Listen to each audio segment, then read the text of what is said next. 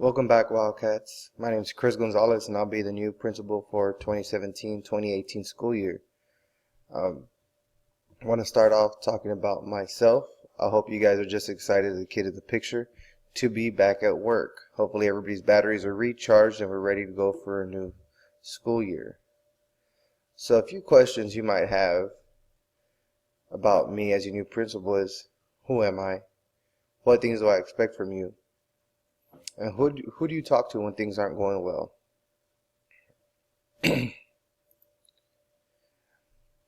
Well, I am a teacher first, a coach, a husband, and a fisherman. And a fisherman doesn't mean that I always catch fish, it just means I like to go.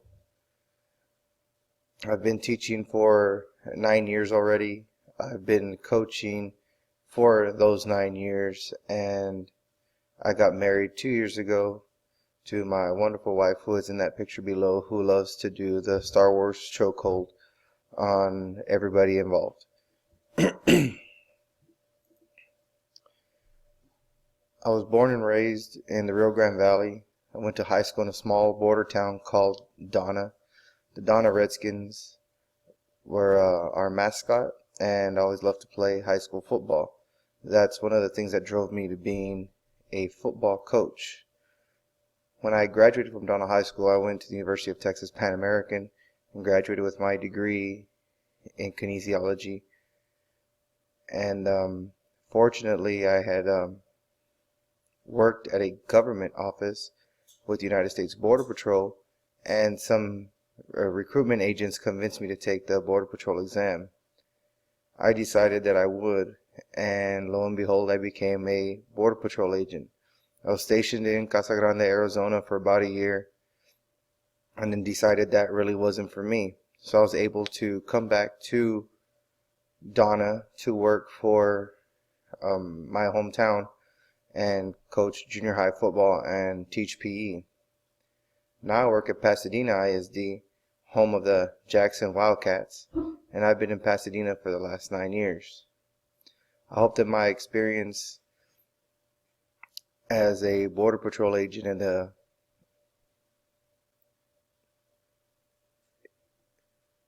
fun and opportunities I've had to grow as a leader, as an agent, and as a teacher and coach, and now being a principal, all these things will tie in together.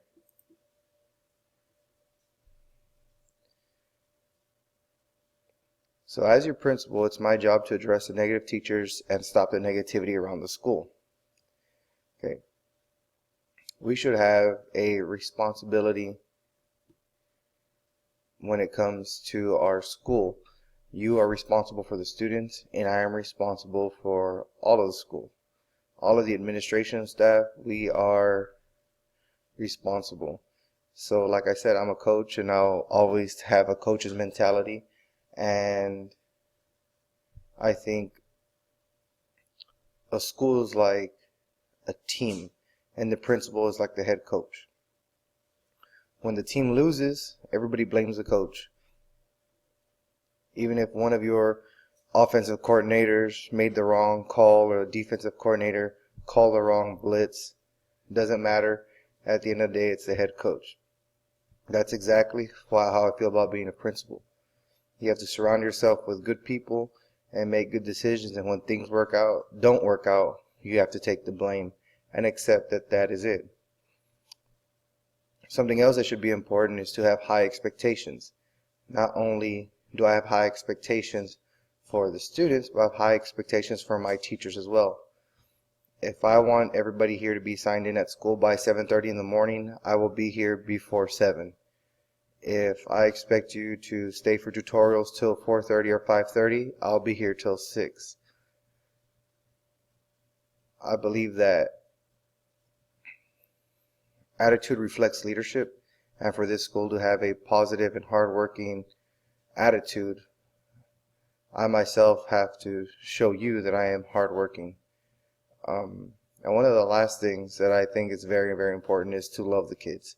Love all of the kids, even if you have to fake it. And what I mean by that is everybody's going to have that one or two students that may not be your favorite. And those kids come to school to be loved, and we need to do the best that we can to love them. Even if you don't, you need to fake it for the hours that you're in school, because for a lot of our students, that is the most positive day or time that they have with us. I highly encourage you to show up to any one of the students' extracurricular activities, talk with the coaches or the band teachers or orchestra teachers or choir or dance sponsors, and ask for a schedule. Show up to a performance, show up to a football game. Most of our students don't have anybody show up to football games to watch them play, and it means the world to them when teachers do and tell them the next day, hey, you did great. If you show that you actually took a small interest in their lives, you may get more productivity out of them, and just hopefully develop a good relationship with the students. And that's what we need to do, develop better relationships with students. And the better relationship you have with a student, the harder the student will try to work for you. It's not really about how much you yell at them or how strict you think you are. It's about having a belief, them having a belief in you and not wanting to let you down.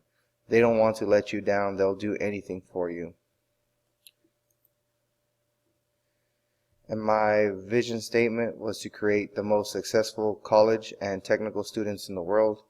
And I believe that that is a very attainable goal. And the reason I put technical students in there, not just college students, because we have to realize that not all of the students that we have will be going to college or want to go to college. But we have to emphasize the fact that more education is necessary. I always like to use the example of someone who fixes cars. I always tell my students that my dream car is a 1969 Camaro. It's very hard to find one now that is in good condition. So if you find one that is rusted, you're going to, or I will find the person who has a certification from an auto body school that actually worked on cars and has their portfolio ready. And these are things that students may not know or have never heard of before in their lives. So we know a lot of our students will plan on being workers at the plants close by because most of their family works at the plants. But doing small things to show them that they still need some kind of education. Even if you need plumbing done at your house, you're going to hire somebody who's a certified master plumber, and you have to explain to students that you need to go to school to become a certified master plumber.